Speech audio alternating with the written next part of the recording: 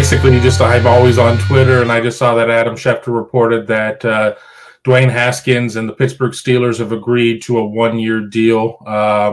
Allegedly, he'd met with the Carolina Panthers as well, but the Pittsburgh situation seemed better. He'd met with the coaches, and they extended the deal.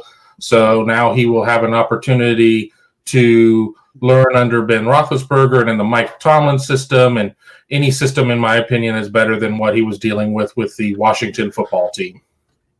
They need to get Terry McLaurin over to Pittsburgh, too.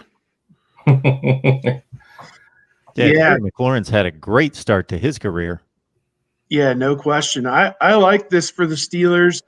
It's up in the air whether or not Ben Roethlisberger's coming back. They've got Mason Rudolph, who filled in at times.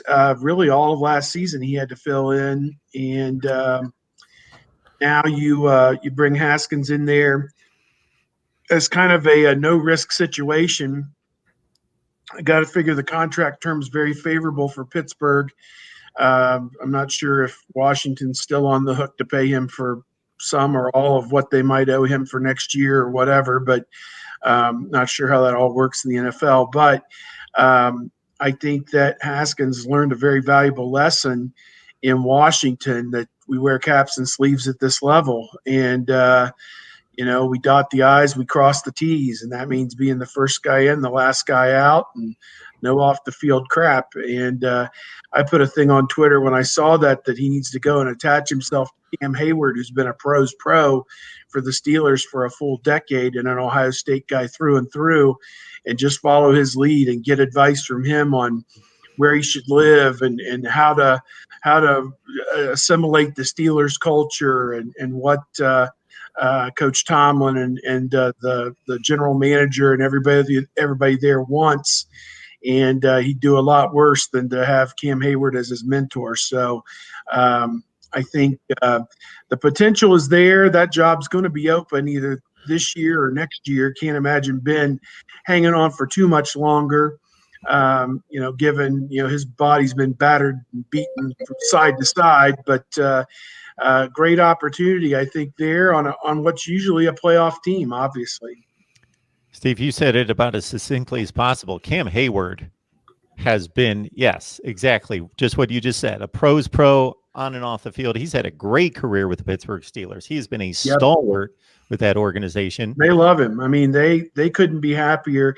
I mean, he had a couple years where maybe he wasn't as productive, and he'd been through some injuries, but his last 3 or 4 years, he was one of the best interior defensive linemen in the league. So, I look at it and again, he's just a solid citizen. I think he just signed a new contract for another couple of years. So he's going to be there, to get, if we figure this is Haskins going to be there a few years to get him, perhaps help get him started in Pittsburgh. But if he's smart, he would take full advantage of this opportunity with Pittsburgh because, you look at Cardale Jones. He had one, I don't know, he was with Bills and the Chargers, and I don't know if he was ever in with anybody else, but, he's not in the league anymore, and they kind of have a similar skill set, big arm, and, some question marks beside that, big frame, big arm, and,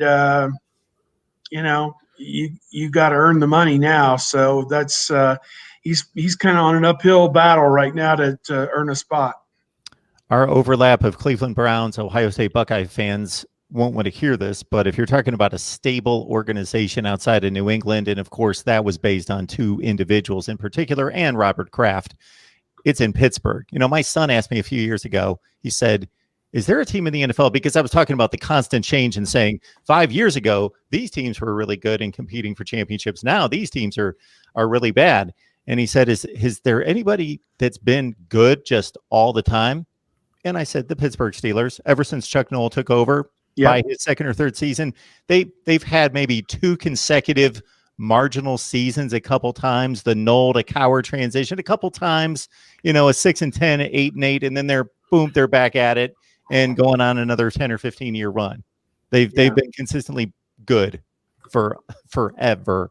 I've watched them year after year. They beat the brains out of the Cleveland Browns nearly every year, and That was very cathartic. We were in Miami. We went down to the Clevelander Hotel. It was socially distanced. It was masks. We were watching on the big screen down there in Miami when we were in South Florida for the championship game, and have to say a whole group of about 300 people in this outdoor patio were pretty excited watching the Cleveland Browns dismantle the Pittsburgh Steelers in that playoff game. And you know, Pittsburgh, it seemed like they were flying the white flag there, you know, at some point. And it's kind of like what was it, Judd Nelson said in Breakfast Club, not even close, bub, not even close. Hopefully those beatings will continue for years to come. Yes, the Browns dismantled the Steelers, and the Steelers dismantled the Steelers from the very first snap of the game. Yes, loved it.